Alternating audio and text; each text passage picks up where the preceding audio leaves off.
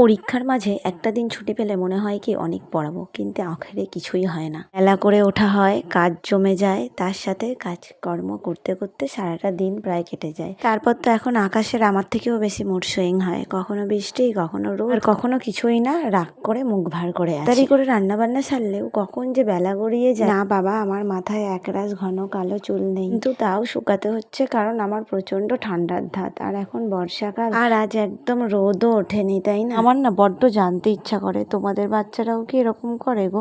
আমি কাজে ব্যস্ত থাকলে সেও ফাঁকি দিতে থাকে, মাঝে মধ্যে বকা দিলে একটু আধটু বই নিয়ে বসে, কিন্তু তার নিজের মধ্যে কোনো সিরিয়াসনেস নেই। অনেকেই এবার বলবে আমিও ছোটবেলায় হয়তো এরকম ছিলাম, কিন্তু আমার মাকে জিজ্ঞাসা করে দেখো, পড়াশোনার ব্যাপারে আমি কিন্তু যথেষ্ট সিরিয়াস ছিলাম ছোট থেকে। যেহেতু আমার মা ছিল ওয়ার্কিং, তাই আমার মা আমাকে এতটা সময় দিতেও পারতো না।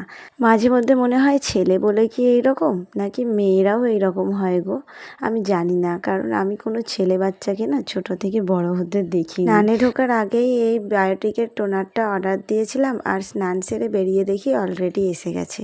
কি সুবিধা হয়েছে এখন, তাই না? খুব তাড়াতাড়ি জিনিস বাড়িতে চলে আসে।